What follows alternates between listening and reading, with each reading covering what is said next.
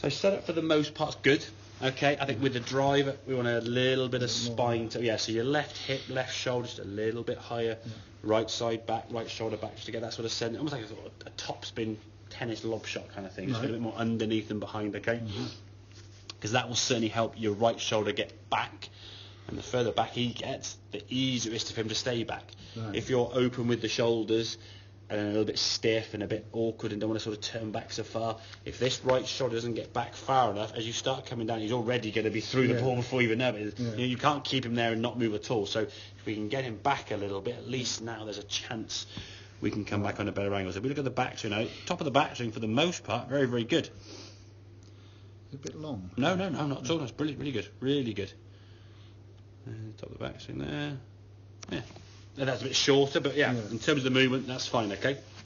If we can get back there. Now, as we start coming down, you can see your hands already starting to move in some ways, probably more on kind of that line there. Rather than going down. So the first one was out towards your head. As you start coming the golf ball here, the shaft now very much sort of through your neck, shoulder area. Whereas if you watch this here, your hands are working down on this one, so that right shoulder it's much lower, is staying back, and look at that club. That looks better. There. That's now through your right bicep, but as you come down to the next frame, he's through your right forearm really nicely, whereas this one now, so much, that's the wood chopped across the golf ball. As we come into impact, then you kind of sort of redirect the golf club back by sort of pulling yourself back, but the club coming down that steep is outside, and you're doing this to try and direct the club back. Exactly, pull left, and if you square the club face up and that path, if you don't square the club face up, on a good day, it'll be that. On a bad day, it'll just be ta-da.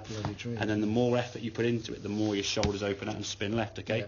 This one here now, as you come in the golf ball, look at that path. That's better. Much more down the target line, okay? And then through the target. Actually, on this one, again, you hit a soft little draw. Now, as I said, I don't really want you hitting draws, if truth be told, because I think physically, although you can do it, mentally you're not going to let yourself do it, okay? So that speed there was probably in your mind about 20%. He still went 170, so it wasn't like he was miles offline. If we increase that speed a little bit more, it will bring that shoulder through a little bit quicker, so therefore you'll get more of the fade. But you've got to set up for a fade. There's no point aiming down the middle, aiming straight and thinking, I want to draw it. Well, if you're playing for a fade, you aim on the left-hand side. But it's got to be the left-hand side, not the left side of left spill. Like, I'll aim down the wrong fairway on the third, because then, of course, you are going to come across it massively. And so I think if we can loosen the arms at setup, do that wall drill if you can do at home.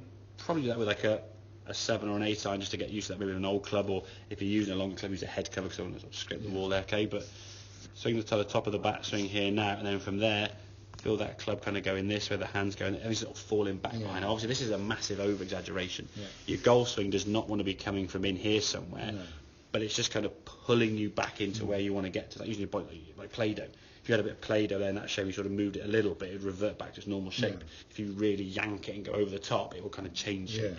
And that's kind of what we do with drills and stuff to kind of overcompensate, I guess. So make it more than each. And as you start coming back down, okay, that right arm now and the club, much better position from there. Now you can just swish through. Very, very good swing. Like I say, at the speed now you can do, it's probably, I don't know, 30-40%. It's then dialing up that to 50 to 60 to 70 to get yourself get used to it. Exactly. But just give you almost your brain that sort of split-second thinking time. If that shoulder can stay back for literally a nanosecond, the arms have had time to come, because they're working so fast. If your arms are up here, above your shoulders, if this shoulder sort of delays just a little bit, the arms kind of fall down a good foot or two. Then as you start coming through them nicely in sequence, if your first move, the shoulders are going, the arms are going with it, now you're over here somewhere, you've got to try and back it up. You're basically fighting the golf club, and 3 wrongs might make a right, and it might go straight, but it's going to be either pull left or slice right. So if you look at your ball flight, if it's a straight pull left or a slice right, you're doing this version here where your arms go to the top there, and that sort of in on one direction, then over that one. And a lot of that, as I said, you just comes from the tension up there, caused by the tension there, and then your right shoulder just can't function. It's just like trying to pull like a heavy weight down. Okay, buddy? Makes sense? Brilliant. Good man, very, very good.